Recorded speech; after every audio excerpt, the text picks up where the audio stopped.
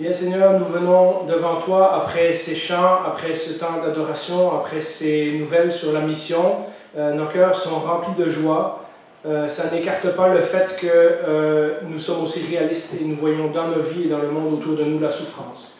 Et parfois, nous luttons de comment réconcilier ce Dieu qui est grand, cette bonne nouvelle, cette parole, ces chants fantastiques que nous chantons, ces prières auxquelles tu réponds, et en même temps le monde qui souffre et parfois nos propres vies qui sont touchées par la souffrance. Aide-nous dans ces prochaines semaines, alors que nous progressons dans l'étude de ta parole, à comprendre ce que la souffrance signifie dans nos vies, mais aussi comment toi tu es au contrôle de ces choses-là et qu'est-ce que nous pouvons apprendre de ta parole au sujet de tout cela.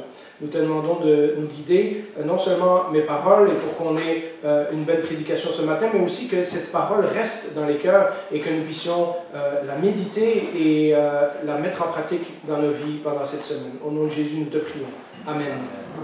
Mais j'aimerais aujourd'hui faire une pause dans la vie de Jésus et vous parler d'un problème qui nous est tous commun, la souffrance.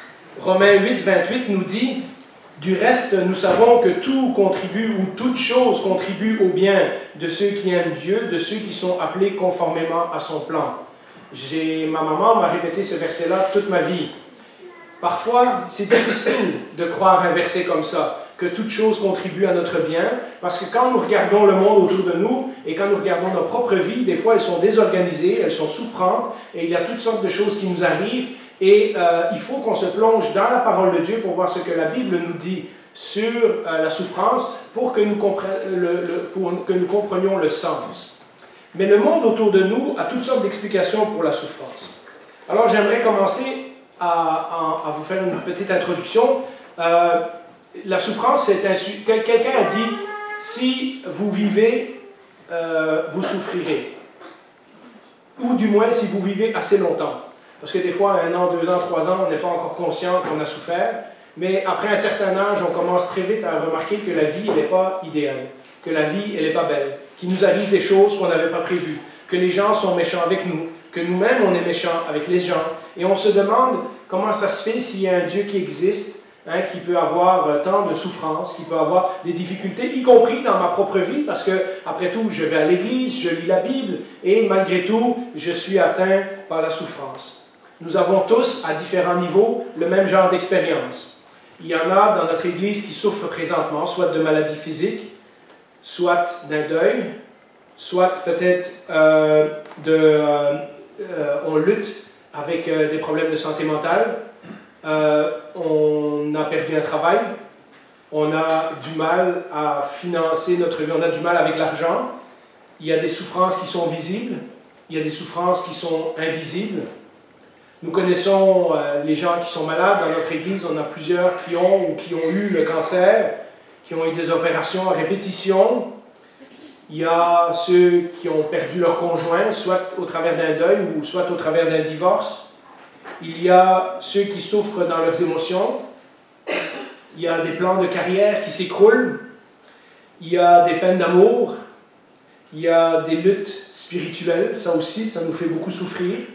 Et nous sommes plongés dans un monde où, malgré les chants, malgré la prière, malgré la communion fraternelle fantastique qu'on a eue ce matin au déjeuner, nous sentons quand même que lorsque nous sortirons d'ici, ces problèmes-là ne sont pas effacés.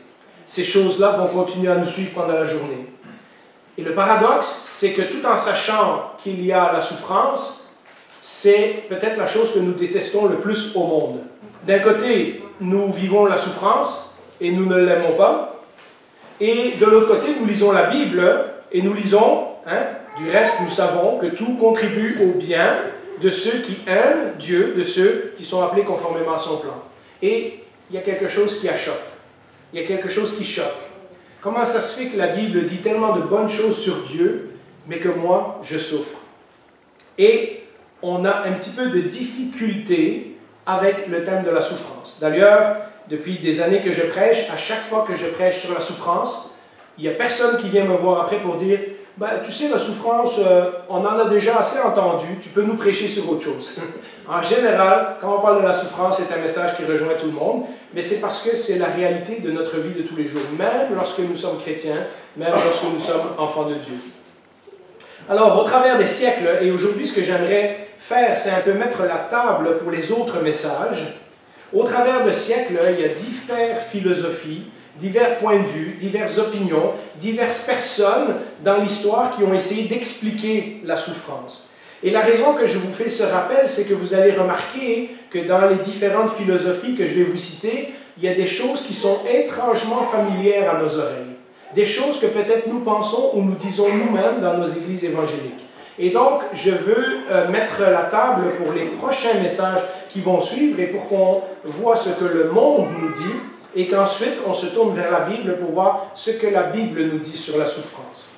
Alors, la première de ces philosophies, et c'est une qu'on trouve dans la Bible d'ailleurs, c'est tout le mouvement qu'on appelle de la sagesse. Donc, quand vous lisez les livres comme que Salomon a écrit, comme Proverbes, Ecclésiaste, Job, etc., Lamentation de Jérémie, ça fait partie d'une littérature qu'on appelait la sagesse. Et dans la littérature de sagesse, et vous le savez peut-être si vous avez lu le livre de Job, on disait que la souffrance, c'est toujours le résultat d'un péché particulier. C'est exactement ce que les amis de Job lui disent. Si ça va mal dans ta vie, c'est parce que tu as fait quelque chose de croche. Peut-être que tu ne le sais pas, mais examine ta vie parce qu'il y a peut-être quelque chose qui ne va pas. Ça ne se peut pas que Dieu qui est bon te fasse souffrir pour rien. Donc, ça doit être à cause d'un péché que toi ou tes enfants avaient commis. Et si vous connaissez le livre de Job, vous savez très bien que l'histoire conclut avec Dieu qui dit à Job, « Je suis très fâché après tes amis parce qu'ils ont mal parlé de moi. » Ce n'est pas toujours le cas, nous apprenons dans le reste de la Bible que ce n'est pas toujours le cas que la souffrance nous arrive à cause de notre péché. On en reparlera également la prochaine fois. Mais c'est une opinion courante. Souvent, nous, évangéliques, quand il nous arrive quelque chose qui ne va pas bien dans notre vie, un de nos premiers réflexes, c'est de dire « Qu'est-ce que j'ai fait de mal? Est-ce que Dieu est en train de me punir pour quelque chose? » Et vous voyez, ça vient de ce genre de pensée-là. Ensuite, si vous aimez l'histoire, vous connaissez la mythologie, vous connaissez les Grecs, les Romains, etc. Quand on regarde dans la mythologie, qui a été très, très, très courante jusqu'à ce que le christianisme commence à s'étendre partout dans l'Empire romain, dans la mythologie, dans les anciennes croyances, on disait simplement que le mal et la souffrance, ça avait des origines cosmiques et que tout ce qui arrivait, c'était les caprices des dieux et des déesses qui se reflétaient sur les êtres humains.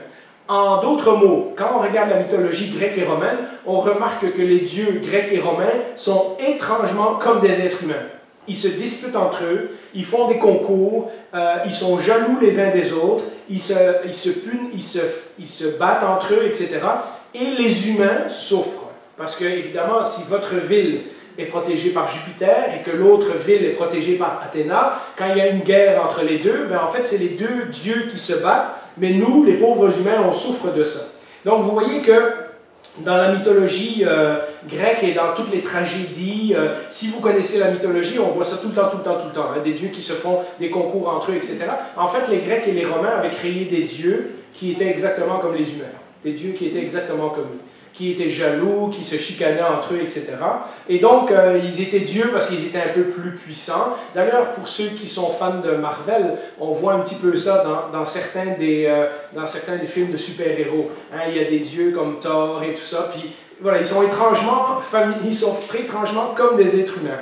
Il y a des liens évidents dans ces genres. Alors, évidemment, ils sont des dieux, donc ils ont un pouvoir supplémentaire, et nous, on subit les caprices des dieux.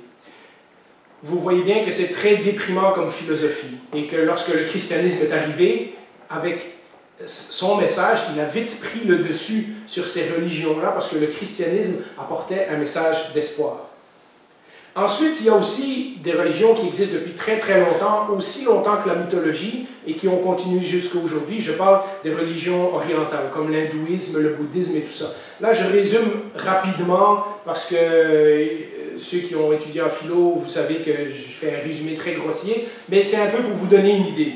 Dans les philosophies orientales, vous avez peut-être remarqué que le bien et le mal, ce sont des forces opposées. Vous connaissez ces principes de yin et de yang.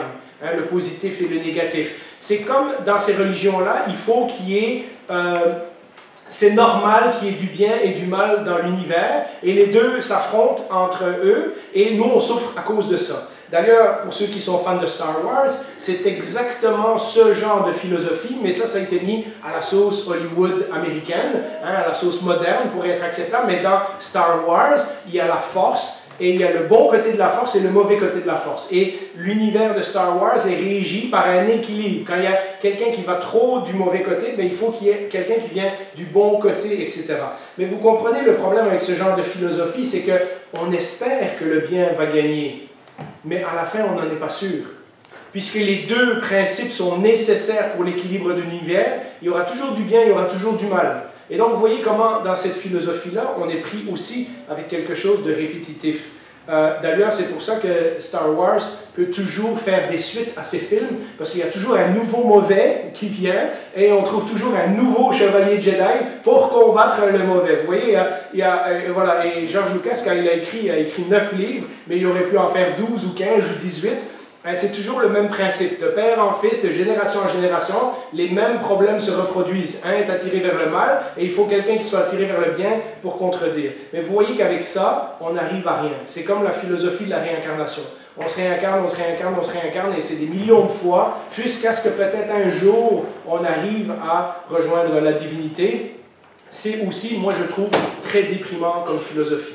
J'ai déjà assez de vivre une vie dans la souffrance. Si on devait me dire que je dois me réincarner 1 million de fois avant d'atteindre le nirvana, j'aurais pas envie de 1 million de vies comme celle que j'ai vécue. Surtout celle que j'ai vécue sans Dieu. Avec Dieu, ça va.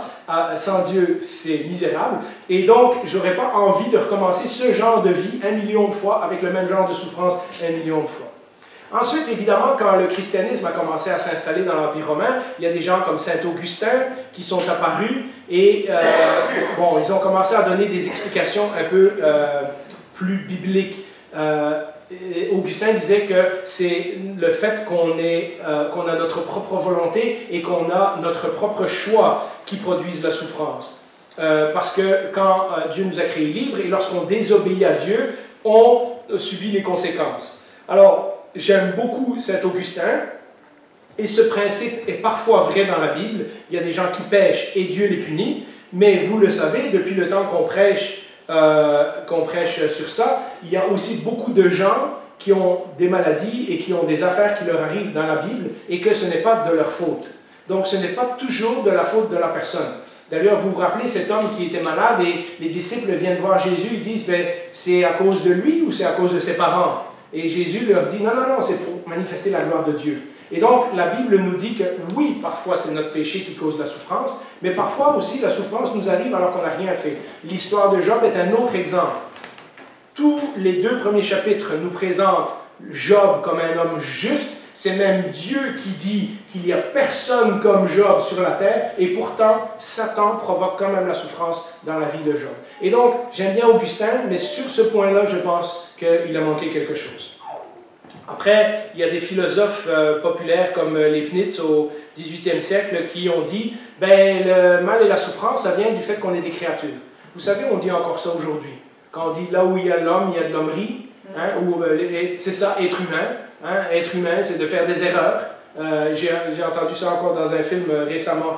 Le bien est plus fort que le mal, on espère. On peut s'améliorer, mais on peut s'améliorer seulement jusqu'à un certain point. Vous voyez, à partir du XVIIIe siècle, on a dépassé l'âge des Lumières et on est rendu au moment où les gens essaient d'expliquer la souffrance, mais sans plus faire référence à des dieux.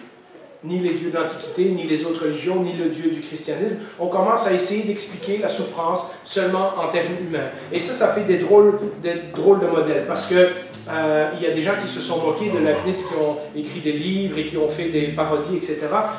C'est bien, en tant qu'être humain, de vouloir s'améliorer, mais on s'améliore par rapport à quoi? Par rapport à ce que la génération avant nous disait, les forces pour s'améliorer, est-ce que ça se trouve en nous? Mais si on est imparfait, comment on sait que nos améliorations sont les bonnes? Et vous voyez, on a un peu le même problème encore aujourd'hui. Les gens qui nient qu'il y a un Dieu et qui nient qu'il y a une moralité sont pris avec ce problème-là. Oui, je veux être bon avec mon voisin. Oui, je veux être bon avec mes collègues de travail. Mais quand, comment, pourquoi, comment je fais, c'est qui décide qu'est-ce qui est bon, qu'est-ce qui n'est pas bon. Et vous savez, notre société change sa morale et ses standards à tous les quelques générations. Donc, ce qui était bon il y a 50 ans, aujourd'hui est vu comme un défaut. Et ce qui était rejeté il y a 50 ans est devenu une qualité. Donc, vous voyez, on se retrouve avec lorsqu'on enlève Dieu de l'équation, on se retrouve avec un problème, c'est qui fixe ce qui est bon ou ce qui n'est pas bon. Après, il y a un autre philosophe, vous ne les connaissez peut-être pas, mais ce sont des gens qu'on étudie en théologie parce que c'est des gens qui ont eu un impact profond sur la façon dont notre société pense aujourd'hui. Il y a Hegel qui a dit que le mal est nécessaire pour produire un plus grand bien.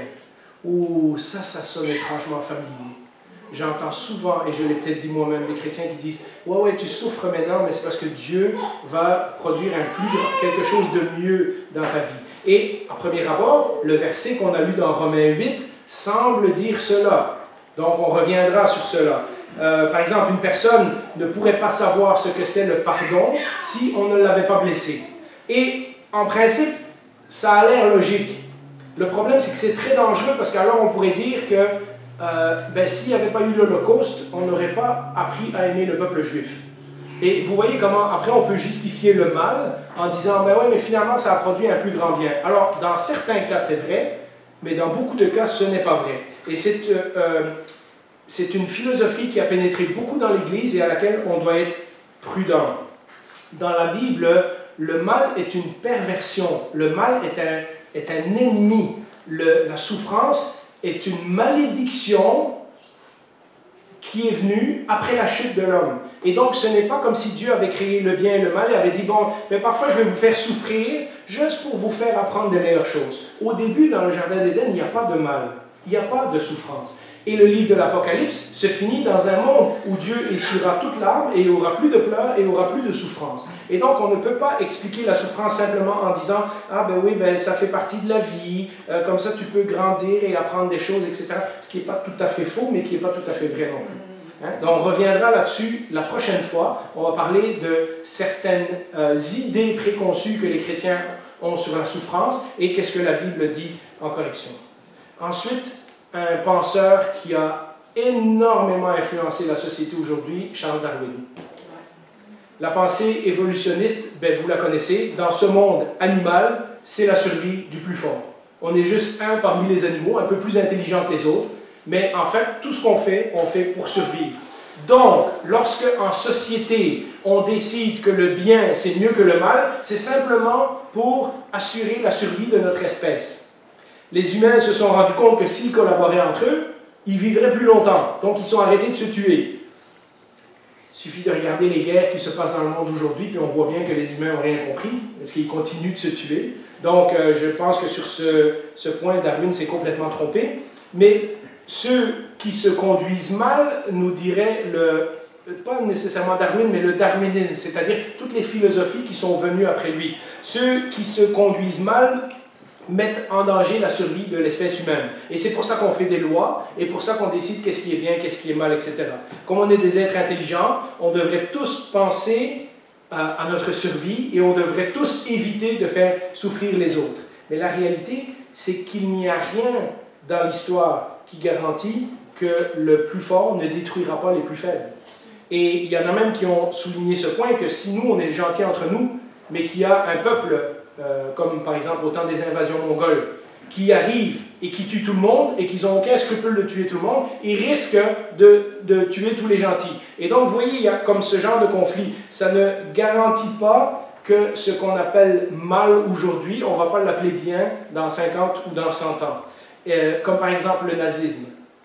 La société allemande, au début de la Deuxième Guerre mondiale, s'étaient tous mis d'accord que pour leur bien-être, pour leur survie, il fallait qu'ils éliminent les plus faibles. Et ils ont fait ça avec les vieux, ils ont fait ça avec les handicapés, et puis ils ont commencé à faire ça avec les tziganes, et après ça, ils ont fait ça avec les juifs. Donc c'était un processus. Toute la société s'était mise d'accord pour leur survie. Mais vous voyez ce que ça a produit parmi les crimes les plus horribles du XXe siècle. Et donc vous voyez, avec Darwin, il y a cette pensée très dangereuse de dire ben, c'est les humains qui décident entre eux et c'est pour notre survie, parce qu'on sait très bien que dans l'histoire humaine, les gens se tuent entre eux et ils n'ont aucun souci de la survie des autres. Ensuite, le nouvel âge. Certains d'entre vous ont été beaucoup influencés par ça, d'autres, c'était une mode, ça a passé, c'est fini. Mais le nouvel âge a été aussi beaucoup influencé par l'hindouisme, entre autres, et les religions orientales. Dans le nouvel âge, on nous enseigne, dans la scientologie, même chose, hein, on se débarrasse de ses défauts et tout ça, le mal n'est qu'une illusion. En fait, on souffre parce qu'on pense.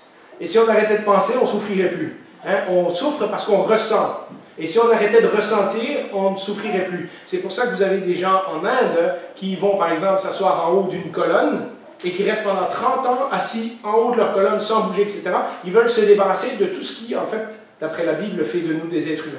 Ils veulent ne plus rien ressentir, ils veulent ne plus rien penser. Hein? C'est pour ça que dans les philosophies hindoues et tout ça, on fait le vide dans sa tête. On répète un mantra, on rentre dans des transes, et enfin, il y a tout ça qui vient avec. C'est parce qu'on veut ne plus penser, on veut ne plus rien ressentir. À ce moment-là, on va se rendre compte que la souffrance n'est pas réelle, que c'est juste nos sens. Hein? On va se débarrasser de la souffrance comme ça. Le problème, c'est que si on va tous s'asseoir sur des colonnes et qu'on essaie de ne plus rien penser, de ne plus rien sentir, on va tous mourir de faim. Parce que la société va arrêter de fonctionner. Donc, vous voyez, dans la vraie vie, ça ne marche pas. Cette philosophie-là. C'est pour ça aussi que, par exemple, en Inde, on laisse les gens mourir dans la rue. Parce que si c'est leur karma, c'est-à-dire leur destinée, et que nous, on interfère avec leur destinée, on est en train d'arrêter leur progression vers la divinité. Vous voyez? Et donc, ça fait des pays où il y a des grands ravages au niveau social, parce que les gens ne s'occupent plus les uns des autres. Hein, et ils s'occupent seulement d'eux-mêmes. On est tous devenus centrés sur nous, sur notre bien-être personnel, et puis c'est une contradiction flagrante avec le message de la Bible. Jésus a dit, les deux plus grands commandements, tu aimes Dieu, tu aimes ton prochain. Il est où m'aimer moi-même là-dedans? Il passe par aimer Dieu et aimer son prochain. Quand on aime Dieu et qu'on aime son prochain, on s'aime soi-même. Hein? Et vous voyez comment cette pensée de bien-être personnel, ça aussi, ça a été américanisé, ça a été mis à la sauce moderne. Quand vous allez dans les librairies aujourd'hui, il y a toute une section spiritualité ou bien-être personnel ou croissance personnelle qui a été influencée par ce genre de pensée-là. Et on le trouve aussi dans nos églises. C'est pour ça que je vous fais ce petit cours de philosophie. C'est pour vous montrer qu'on se laisse influencer par ce genre d'idées. Et puis cela conduit à l'évangile de la prospérité. La conséquence inévitable, on la voit dans nos églises évangéliques aujourd'hui, la conséquence inévitable de toutes ces philosophies qui essaient de donner des explications à la souffrance et de dire non, on veut se débarrasser de la souffrance, on n'a pas besoin de ça dans notre vie, etc. C'est que plusieurs vont adapter le message biblique en sautant tous les versets qui parlent du mal, du péché, de la condamnation, du jugement, etc. Et ils vont prendre que les versets de l'Ancien Testament qui parlent de promesses, qui parlent de succès, qui parlent de richesse, qui parlent de santé, etc. Et ils font le tri dans la Bible, et alors ils nous présentent un évangile où il n'y a que du positif. Cela donne un évangile qui a pris les meilleurs éléments de certains versets qui faisaient son affaire et qui a rejeté tous les versets qui ne font pas leur affaire. C'est l'évangile du monde riche occidental, en fait.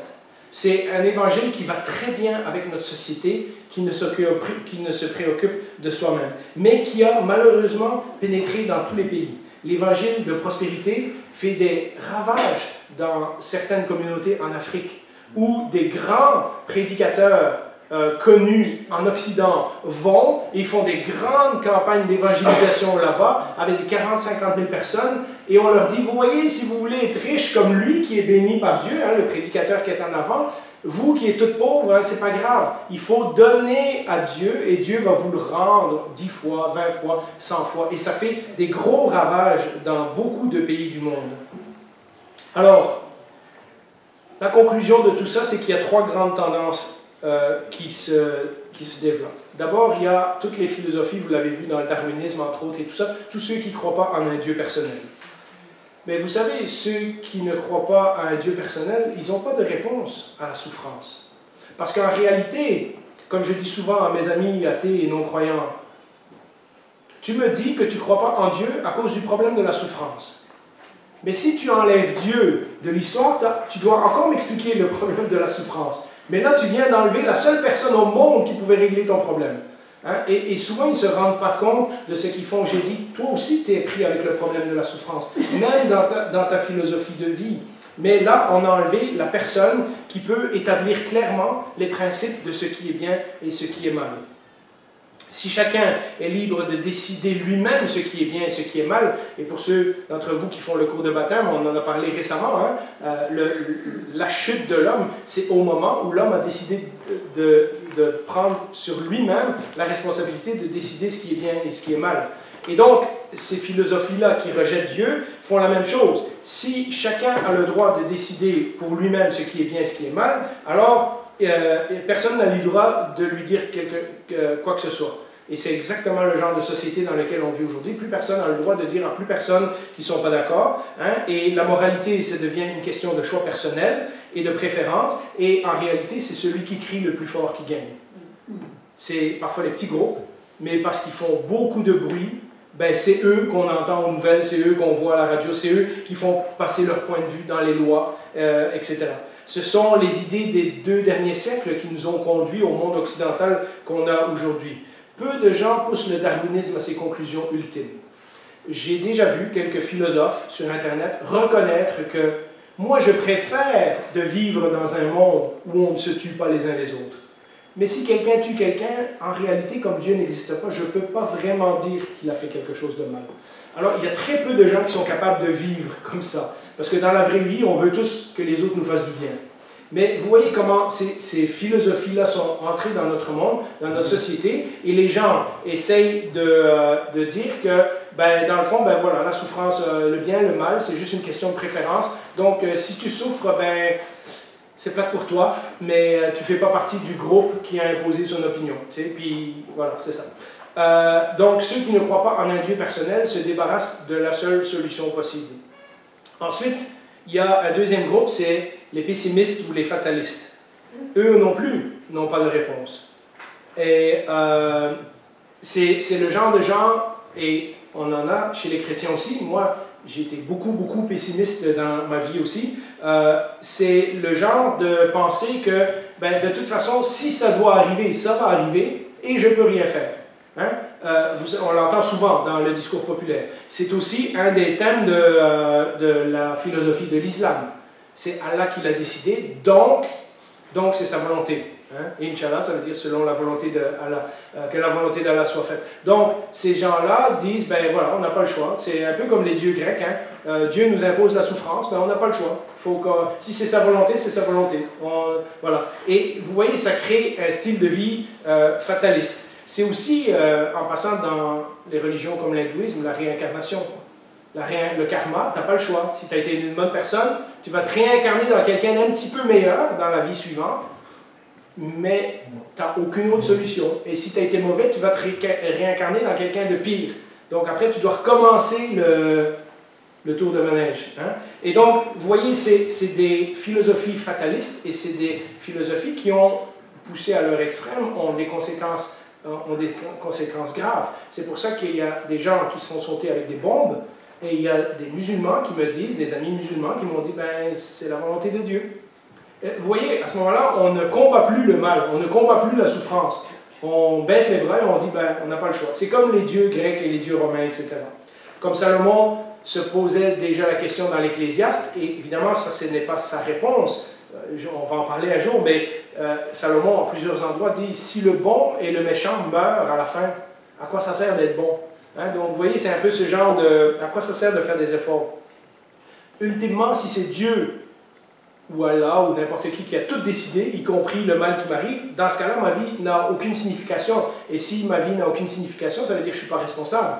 Et si je ne suis pas responsable, personne ne peut me demander des comptes. Vous voyez, et alors on arrive à se poser des questions. Ben oui, mais si Dieu a déjà décidé, alors pourquoi je vis? Pourquoi je souffre? Et on arrive au genre de société qu'on a aujourd'hui, où les gens, sans Dieu, disent « J'ai 75 ans, j'ai un cancer, je suis sur un lit d'hôpital, à quoi ça sert que je vive?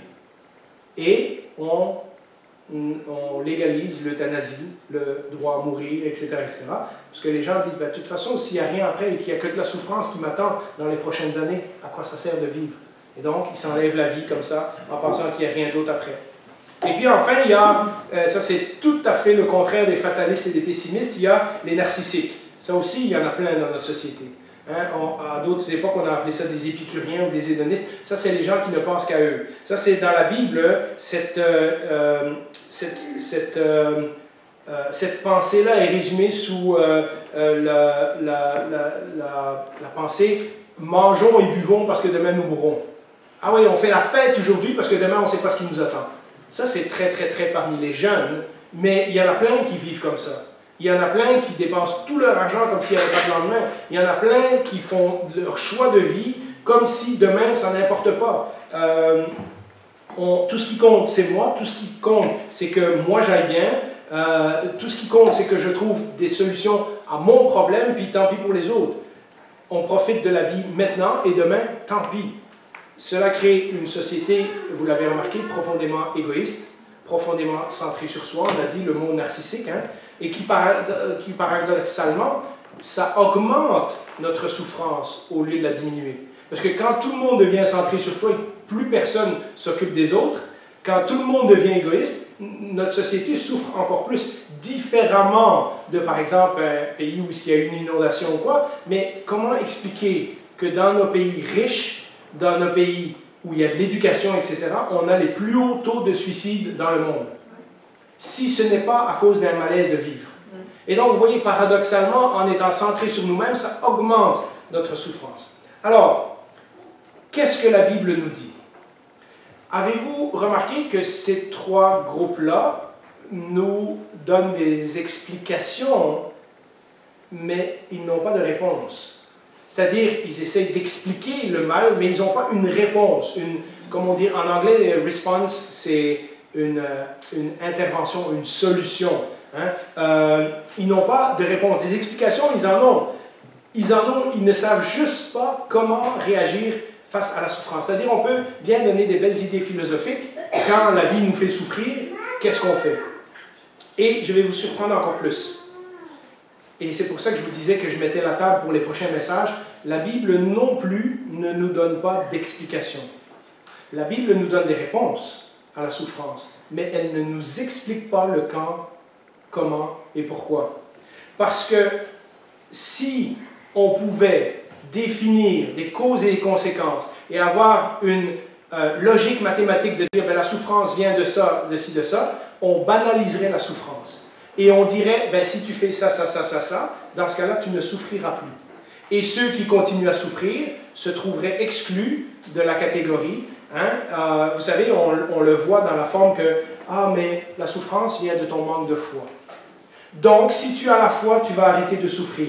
Vous voyez comment, quand on essaie d'expliquer, de donner une explication logique, une formule, une méthode pour combattre la souffrance, on se trompe.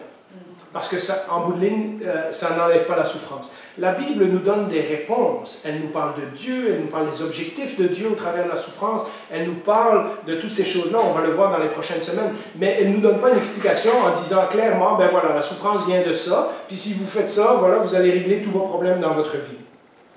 La Bible, regardez le livre de Job. Job s'est plaint pendant 30 chapitres. Mais Dieu ne lui a jamais donné d'explication.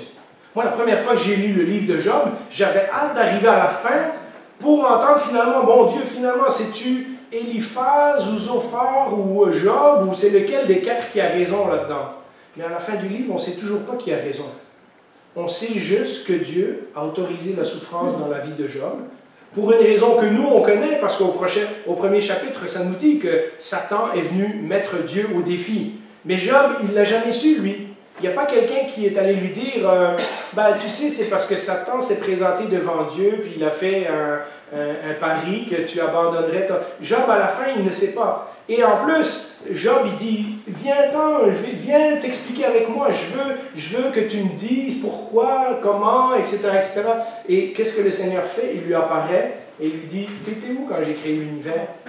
T'étais où quand j'ai mis les limites à l'espace et au temps? Quand j'ai fait la lumière et tout ça. Et qu'est-ce que Job dit? j'ai parlé de choses que je ne comprends pas. Et Dieu ne lui donne pas d'explication, mais Dieu lui révèle sa présence. Et ça suffit à Job. Job n'a toujours pas la réponse, n'a pas toujours l'explication à sa souffrance, mais il comprend que Dieu est au courant. Et il comprend que Dieu est au contrôle, et il comprend que Dieu sait exactement qui, quand, comment, pourquoi. Lui, il n'a pas besoin de le savoir, il a besoin de mettre sa confiance en Dieu. Regardez la même réaction de la part de Jésus.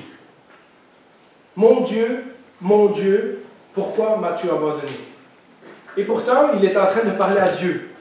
Donc en fait, Jésus, quand il dit « Pourquoi m'as-tu abandonné ?» on ne voit pas le Seigneur descendre du ciel et lui dire « Bon, je vais t'expliquer pourquoi. » Et de lui donner une explication mathématique de pourquoi Jésus est en train de souffrir à ce moment-là. Ce que Jésus est en train de dire « Pourquoi m'as-tu abandonné ?» c'est qu'il est en train d'exprimer sa douleur. Souvent, quand on dit « Pourquoi » à Dieu, à propos de notre souffrance, c'est que même si on avait l'explication, ça ne nous satisferait pas. Ce qu'on veut, c'est que Dieu nous intervienne, soit qu'il enlève la souffrance, soit qu'il nous donne la force de passer à travers. Et vous voyez, dans la vie de Jésus, il savait pourquoi. Il savait pourquoi il devait aller sur la croix. Il savait pourquoi il devait souffrir. Il savait qu'il s'en allait à la croix pour les péchés du monde, etc., etc. Et quand il dit pourquoi, il ne veut pas une explication scientifique. Ce qu'il veut dire, c'est crier sa douleur à Dieu. David fait la même chose dans les psaumes. David dit, Seigneur, pourquoi le méchant ci, pourquoi le méchant ça, etc. Puis, à la fin du psaume, mais mon âme te louera encore. il y a quelque chose, voilà. David dit à Dieu, j'aime pas la souffrance. J'aime pas ce qui est en train de m'arriver. Mais je te connais, je te fais confiance. Je sais qui tu es. Et à la fin de son psaume, il revient toujours à la louange. Asaph fait la même chose. Vous vous rappelez, on a étudié le psaume 73. Quand j'ai vu les méchants qui prospèrent, j'ai failli abandonner la foi, jusqu'au moment où je suis rentré dans la présence de Dieu. Et puis là, lorsque Asaph est en compagnie de Dieu, ses souffrances ne sont pas parties. Le mal dans le monde n'est pas parti, mais sa vision a changé. Là, il est rassuré par la présence de Dieu et ça lui suffit. Vous savez, quand on souffre, des fois, quand on est à l'hôpital, quand on est malade, etc., le médecin peut nous expliquer tous les termes scientifiques de pourquoi on a attrapé tel ou tel cancer. Qu'est-ce qui nous fait du bien? Pas l'explication du médecin, mais quand quelqu'un vient nous visiter, quand quelqu'un vient passer du temps avec nous, quand quelqu'un vient nous porter des fleurs, quand un chrétien vient nous voir et lire la Bible avec nous, chanter, prier, quand on sait que l'Église prie pour nous, quand on sait que les frères et sœurs ne nous ont pas abandonnés, quand on sait qu'on peut toujours lire la parole de Dieu et que Dieu a dit, Jésus a dit, je suis avec vous tous les jours jusqu'à la fin du monde. Alors, en conclusion, j'aimerais revenir au verset qu'on a lu au début et dire qu'est-ce que le passage dit vraiment. Et vous voyez, c'est là qu'on a dévié, et puis là on va revenir. Le passage dit « Toute chose concourt au bien de ceux qui aiment Dieu », pas au bonheur de ceux qui aiment Dieu. Voyez-vous la nuance? Quand un parent fait quelque chose qu'il sait qui est bon pour son enfant n'est pas toujours heureux. Mais le parent sait qu'à long terme, c'est ça qu'il faut faire pour le bien de son enfant. Vous voyez comment bien et bonheur, c'est pas la même chose? Nous, on lit ce verset-là et on dit toute chose concourt au bonheur de ceux qui aiment Dieu. Et on pense que Dieu va toujours nous rendre heureux. Et lorsqu'on souffre, on a fait quelque chose de croche. Vous voyez, ce passage-là dit non pour le bien de ceux qui aiment Dieu. Et ce passage-là ne s'arrête pas là. Lisons la suite. J'ai fait exprès de prendre ce verset-là parce que des fois, on le cite comme ça hors contexte. Mais regardez ce que la suite dit. Verset 29. En effet, ceux qu'il a connus d'avance, donc en effet, ça fait référence au verset précédent. Toute chose contribue au bien de ceux qui aiment Dieu. En effet, ceux qu'il a connus d'avance, il les a aussi prédestinés à devenir conformes à l'image de son Fils, afin que celui-ci soit le premier-né d'un grand nombre de frères. Romains nous dit que le but final de Dieu, c'est de nous rendre semblables à Jésus. Ça, c'est notre bien. Toute chose concourt au bien. Le bon objectif que Dieu a dans notre vie, c'est de nous rendre semblables à Jésus. Ce n'est pas de nous enlever toute souffrance.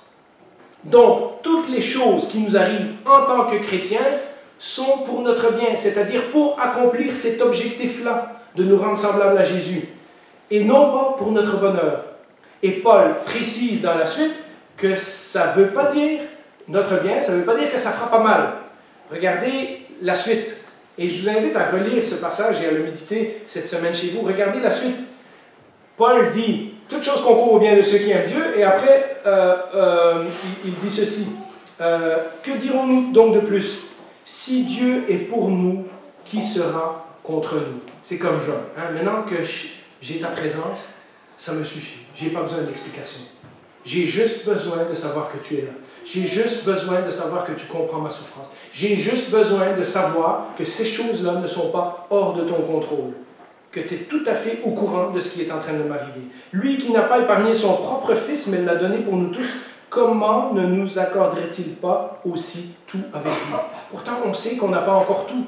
Hein? On souffre de, comme ce jeune garçon qui dit « J'avais hâte de mourir pour voir Jésus. Hein? » On sait que dans cette vie, on n'a pas encore tout le bonheur qu'on devrait avoir. Hein? Qui accusera ceux que Dieu a choisis? C'est Dieu qui les déclare justes. Qui les condamnera? Jésus-Christ est mort. Bien plus, il est ressuscité. Il est à la droite de Dieu et il intercède pour nous. Qui nous séparera de l'amour de Christ? Serait-ce la détresse, l'angoisse, la persécution, la faim, le dénuement, le danger ou l'épée? Vous voyez, ce texte nous dit, nous dit que peut-être que nous souffrirons. Après tout, il parle de condamner, de se faire condamner, de se faire accuser. Il parle de détresse, il parle d'angoisse, il parle de faim, il parle de misère, il parle de persécution, il parle de danger, il parle d'épée. Le verset 38 que j'ai pas mis, oui, je l'ai mis, mais au verset 38, il continue, il parle de la mort, les anges, les dominations, les créatures, les puissances, etc. Et quelle est la conclusion de son texte? Que rien ne peut nous arracher de l'amour de Jésus-Christ, de l'amour de Dieu manifesté en Jésus-Christ. Au verset 37, regardez, au contraire, dans tout cela, nous sommes plus que vainqueurs. C'est difficile à dire quand on souffre, et pourtant Paul le dit. Au contraire, dans tout cela, dans toute cette souffrance, dans tout ce qui nous arrive de croche dans une vie, que ce soit de notre faute, que ce soit de la faute des autres, que ce soit de la faute d'Adam et Ève, parce qu'on subit les conséquences de la chute, etc. Dans tout cela, nous sommes plus que vainqueurs grâce à celui qui nous a aimés. En effet, j'ai l'assurance que ni la mort, ni la vie, ni les anges, ni les dominations, ni le présent, ni l'avenir, ni les puissances, ni la hauteur, ni la profondeur, ni aucune autre créature ne pourra nous séparer de l'amour de Dieu manifesté en Jésus-Christ, notre Seigneur. Voilà la réponse que donne la Bible. Je ne peux pas vous expliquer de A à Z quand et comment et pourquoi de la souffrance. Mais je peux vous dire que la Bible nous dit que Dieu est avec nous dans notre souffrance. Rien ne pourra, si nous appartenons au Seigneur, rien ne pourra nous arracher de son amour. Si nous ne croyons pas à la Bible, si nous ne croyons pas à ces versets, à ces promesses, si nous croyons à toutes les philosophies qu'on a entendues avant, alors nous sommes pris à choisir une des nombreuses explications que je vous ai présentées au début et de vivre avec les conséquences de ces explications. Mais si nous appartenons à Christ, il ne nous épargnera peut-être pas la souffrance, mais nous sommes assurés qu'il sera avec nous dans la souffrance jusqu'au bout. Et ça, c'est la réponse que donne la Bible. Il y a encore beaucoup de choses à dire sur la souffrance. On va s'arrêter là pour aujourd'hui. Et je vais continuer la semaine prochaine pour vous donner d'autres réflexions bibliques. Mais je vais vous laisser avec ça. Repensez à Job, repensez à David, repensez à tous ces personnages bibliques, y compris à Jésus, qui, dans la souffrance, expriment leur souffrance à Dieu. Mais parce qu'ils savent que Dieu est avec eux, ils savent qu'à un moment donné, cette souffrance-là va finir. Parce que Dieu a un meilleur plan pour nous. Toute chose concourt au bien de ceux qui aiment Dieu, de ceux qui sont appelés selon son plan, et non pas au bonheur de ceux qui aiment Dieu. D'accord? Méditez sur ça, prions.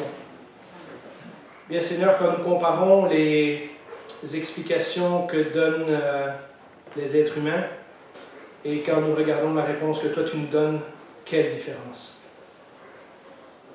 C'est le jour et la nuit.